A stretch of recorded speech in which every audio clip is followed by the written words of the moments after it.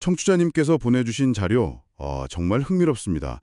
이상감지 테스트에서 비정상 딱지가 붙어도 이게 진짜 문제가 아닐 확률이 오히려 더 높을 수 있다니. 네, 맞아요. 언제 그게 뒤집히는지 오늘 좀 깊게 파헤쳐 보려고 합니다.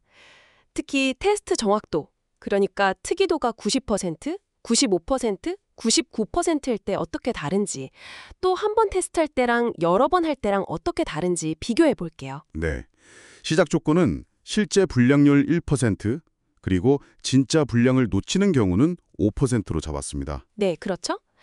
여기서 이제 핵심 질문은 이 테스트 결과 얼마나 믿을 수 있나? 바로 이거죠. 특히 청취자님 자료처럼 실제 문제 발생률, 여기서는 불량률이 1%로 아주 낮을 때 말이에요. 네. 그때는 한 번 비정상 나왔다고 해서 그걸 고지고대로 믿기가 생각보다 어려울 수 있습니다.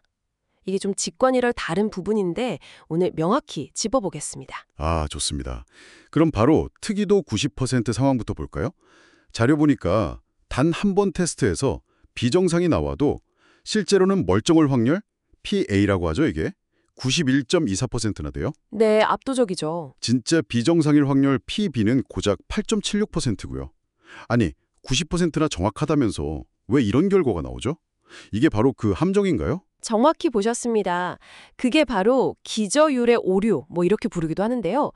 불량률 1%라는 게 1000개 중에 진짜 불량은 딱 10개라는 뜻이잖아요. 그렇죠. 그럼 990개는 정상인데 특이도 90%라는 건 이 정상 990개 중에서도 10%, 그러니까 무려 99개를 가짜 비정상으로 잘못 판단할 수 있다는 의미예요. 아, 99개나요? 네. 반면에 실제 불량 10개 중에서는 우리가 처음에 정한 5% 오류율 빼고 9.5개, 그러니까 민감도 95%로 찾아내는 거고요. 네. 결국 계산해 보면 9.5개의 진짜 신호가 99개의 가짜 신호에 그냥 묻혀버리는 거죠. 아, 그렇군요. 그러니까 실제 불량보다 가짜 경보가 거의 10배나 많을 수도 있다는 계산이네요. 아, 네, 맞습니다. 그럼 역시 한 번 테스트로는 안심하기 어렵고 여러 번 테스트에 의미가 있겠군요. 네, 바로 그 지점입니다. 반복 테스트의 힘이 여기서 나오는 건데요. 계산을 해보면 이 특이도 90% 환경에서는 총 9번 테스트를 해서 그중에 6번 이상 일관되게 비정상 결과가 나와야 해요. 9번 중에 6번이요? 네, 그래야 비로소 진짜 비정상일 확률 PB가 56.01%로 정상일 확률 PA를 넘어섭니다. 생각보다 꽤 많은 반복이 필요한 거죠. 와, 문턱이 상당히 높네요. 그럼 테스트 정확도를 좀 더 올려서 95%로 만들면 어떨까요?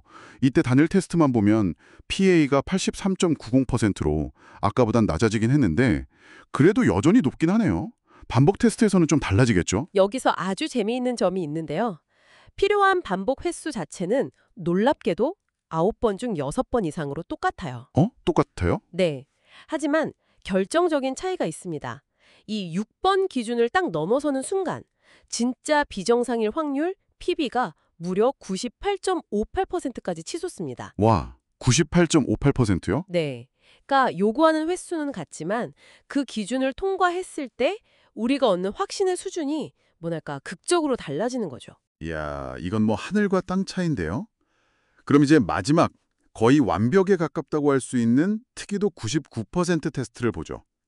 이번엔 단 한 번 테스트로도 좀 믿을만 할까요? 자료를 보니까 PA 51.03%, PB 48.97%. 아니 99% 정확도인데도 여전히 거의 반반이라니. 이게 진짜 놀랍습니다. 그렇죠. 네. 99%라는 숫자가 주는 느낌과는 좀 다르죠.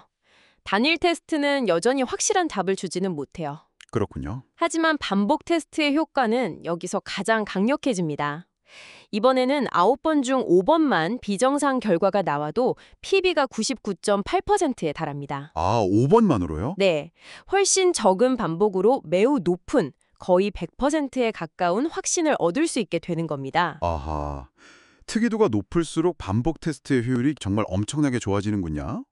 근데 자료에 보면 기본 불량률이 0.1%로 더 극단적인 경우도 있던데 이때는 또 어떻게 달라지나요? 기본 불량률이 0.1%로 더 낮아지면 상황은 오히려 더 까다로워집니다. 아, 정말요? 더 좋아지는 게 아니고요? 네, 90%나 95% 특이도에서는 오히려 더 많은 반복, 그러니까 7번의 일치된 비정상 결과가 필요하게 돼요. 7번이요? 왜죠? 이게 왜냐면 실제 신호, 즉 진짜 분량이 워낙 드물다 보니까 적은 수의 가짜 신호에도 상대적으로 더 쉽게 묻혀버리는 거죠.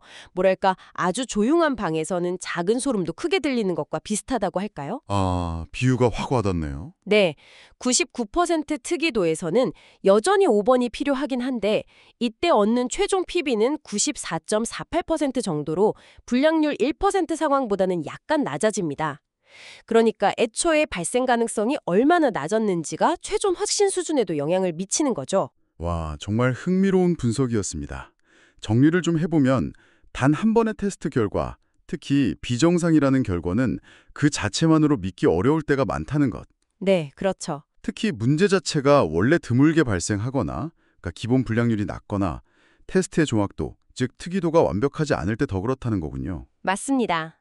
결국 신뢰도를 높이려면 반복을 통한 교차 검증이 필수적이고 얼마나 반복해야 하는지 또 그 결과 얼마나 확신할 수 있는지는 테스트 자체의 질과 원래 상황의 맥락에 달려있다는 거네요. 정확합니다. 그 비정상이라는 딱지 하나에만 매몰되지 않고 그 결과가 나오기까지의 확률적인 배경, 그 여정을 이해하는 게 정말 중요합니다. 네.